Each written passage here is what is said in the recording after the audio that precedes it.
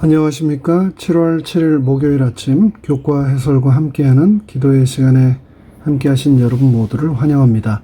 지난 밤도 평안하셨습니까? 말씀 묵상에 앞서 잠시 머리 숙여 기도하겠습니다.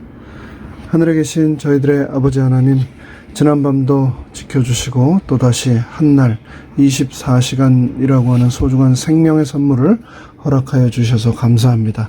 이번 한 주 동안 교과를 통하여서 이 세상에 우리가 예상하지 못한 일, 또 사탄이 주는, 그리고 또 그 외에 정결케 하기 위한 목적으로 우리에게 주시는 수많은 시련들에 관하여서 우리가 말씀을 묵상하고 있습니다. 오늘은 나의 성숙을 위하여 하나님께서 허락하시는 특별한 시련의 의미에 관하여 함께 또 성령님의 임재하심을 이 시간 초대하겠습니다. 함께하여 주시고 친히 우리의 마음속에 말씀하여 주시옵기를 예수님의 이름으로 간절히 기도드리옵나이다. 아멘. 오늘 함께 묵상할 본문의 제목은 성숙을 위한 시련입니다. 먼저 고린도후서 12장 7절의 말씀을 제가 읽겠습니다. 여러 계시를 받은 것이 지극히 크므로 너무 자만하지 않게 하시려고 내 육체의 가시 곧 사탄의 사자를 주셨으니 이는 나를 쳐서 너무 자만하지 않게 하려 하심이라. 제가 대학생 시절 잠시 키위 농장에서 일을 한 적이 있습니다. 요즘 여러분이 마켓에 가서 사서 드시는 제스프리라고 하는 브랜드의 키위를 생산하는 농가였습니다. 본격적인 수확철을 앞두고 농가는 대개 극심한 인력 부족을 호소하게 되죠. 그것이 저에게는 기회가 되어서 그곳에서 일하는 경험을 할 수 있게 되었습니다. 근데 그때 제가 그곳에서 한 일은 수확 전에 맺힌 이 키위 열매가 최대한으로 성장해 나가도록 할 일을 다한 수컷 키위 나무의 가지들을 가차없이 잘라내는 일이었습니다. 하루 종일 크고 무거운 그 길다란 전정 가위를 들고 양손과 어깨를 하늘로 향하여 수시간씩 끝도 없이 펼쳐진 가지들을 쳐내는 일은 결코 쉽지 않았습니다. 그러나 그 일은 키위 열매가 튼실하고 충실하게 성숙하기에 꼭 필요한 마지막 가장 중요한 과정이었습니다. 땅속에 있는 모든 지력과 영양분을 오로지 열매에만 집중시켜 공급하기 위해서 불필요한 모든 요소들을 거침없이 잘라내 버리는 이 과정, 그것은 당연히 키위 나무들에게는 나름 커다란 시련입니다. 하지만 그런 과정을 거쳐서 그 농장은 전 세계 키위 생산량의 35%, 세계 최고 품질의 키위를 생산해서 전 세계에 보급하고 있었습니다. 우리 인생도 마찬가지라 생각합니다. 열매가 성숙하기 위해서는 때로는 열매를 제외한 모든 불필요한 것들을 쳐내어 버려야 할 때가 우리 인생에 수시로 다가옵니다. 하나님께서 나의 인생을 통하여 바라시는 성숙의 과정에 이르기 위해서 때로는 내 인생에서 예리한 칼날, 전정가위가 내 몸통을 상하게 하고 그래서 가차없이 수많은 가지들이 떨어져 나가는 경험들을 우리가 하도록 하나님께서는 허락하신다는 겁니다. 바울은 고린도 후서에서 자신이 교만하지 않게 하려고 하나님께서 육체의 가시 곧 사탄의 사자를 주셨다고 말합니다. 성경에 유명한 그리고 유력한 수많은 인물들이 등장하지만 그 중에서도 나름 천국 입사 이력서가 가장 화려한 사람을 꼽으라면 저는 단연 바울을 꼽고 싶습니다. 사도 바울은 예수님을 만나기 전에 자신을 빌립보서 3장 5절에서 자신은 8일 만에 할례를 받고 이스라엘 족속이요 베냐민 지파요 히브리인 중에 히브리인이요 율법으로는 바리새인일 뿐 아니라 열심으로는 교회를 핍박하고 율법의 의로는 흠이 없는 자라고 스스로를 자랑했습니다. 무려 7가지나 조목조목 자신의 자랑거리를 이곳에서 나열한 것이죠. 8일 만에 할례를 받은 자라고 한 이 자랑에서 우리는 유대인, 특히 아브라함의 후손으로서 하나님의 언약 백성의 표징인 할례를 바울이 받은 것에 대해서 자랑하고 있었음을 알게 되는데요. 이것이 왜 특별한 것인가?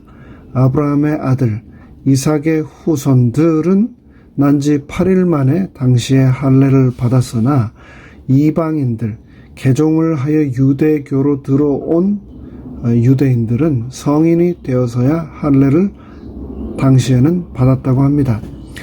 그렇기 때문에 바울이 8일 만에 할례를 받았다는 것은 자신의 혈통이 타고나기를 정통 아브라함의 가족, 자손이라고 하는 것을 자랑하는 것이라고 알 수가 있겠죠. 또 자신은 이스라엘 족속이라고 자랑을 합니다.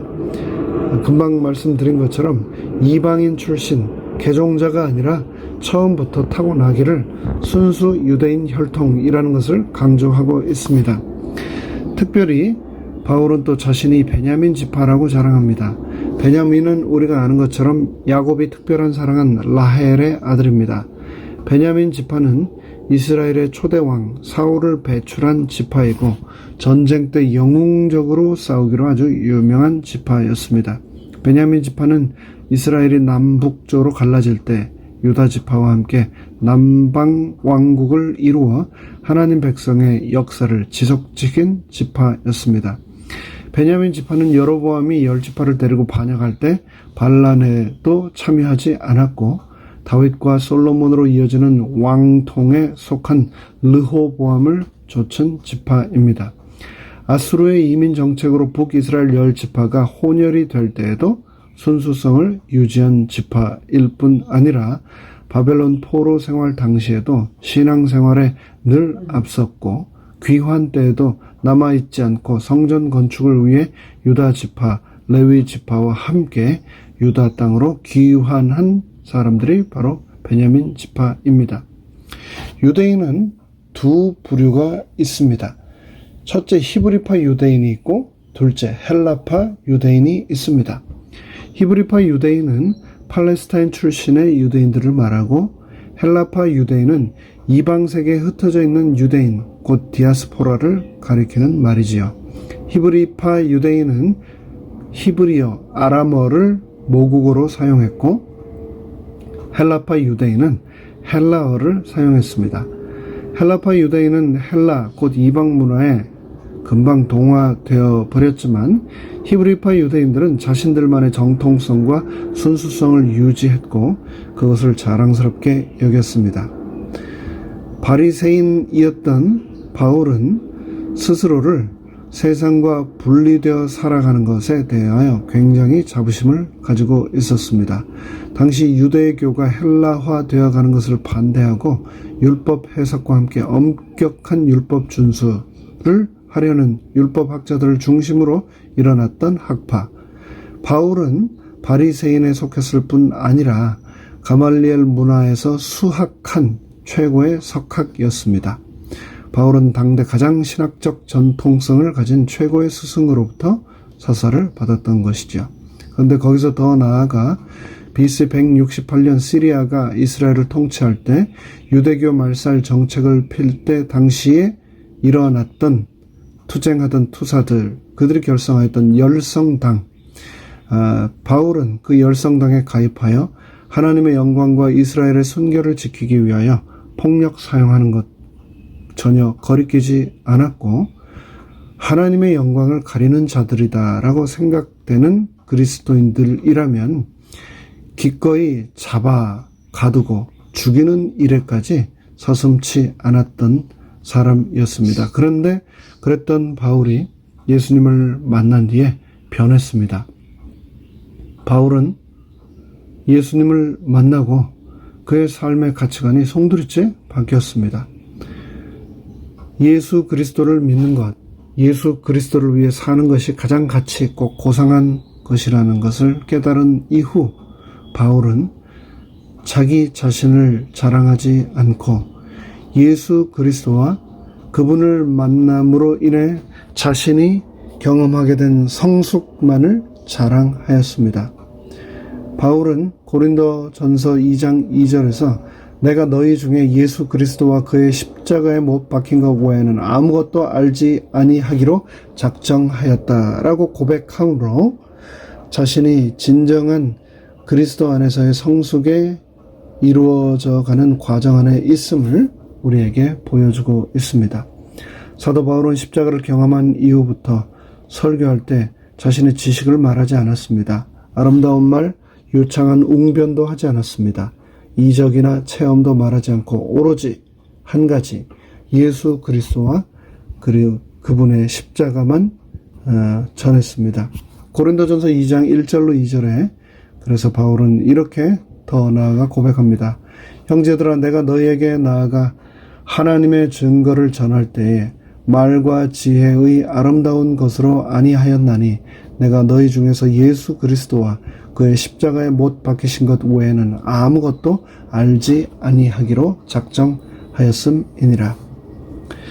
이제 말씀 묵상의 시간을 마무리하겠습니다. 하나님께서는 오늘도 나의 삶 속에 임재하셔서 나를 성숙시키기 위하여 그 옛날 바울에게 하셨듯이 꼭 필요한 시련들을 허락하실 겁니다. 그때마다 그러한 고통과 시련의 목적은 바로 나의 성숙이다라는 것을 기억하며 도리어 감사할 수 있게 되기를 바랍니다.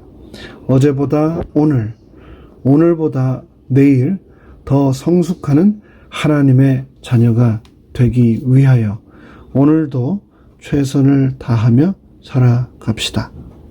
다 함께 기도하겠습니다. 하늘에 계신 하나님 아버지, 우리로 하여금 하늘에 합당한 자가 되도록 하기 위해서 진정하고 또 깨끗해지는 그런 마음의 연단의 과정을 위해서 하나님께서 은혜로 나의 삶 가운데 성숙을 위하여 허락하시는 시련들을 잊지 않고 기억하며 감사하게 할 뿐 아니라 그 시간들을 통하여 하나님의 아들과 딸이라고 하는 이름이 부끄럽지 않은 자로 날마다 일신우일신하는 우리가 되도록 오늘 하루의 삶에도 성령님 동행하여 주시고 또 주장하여 주시고 인도하여 주시옵소서. 예수 그리스도의 이름으로 간절히 축원하옵나이다. 아멘.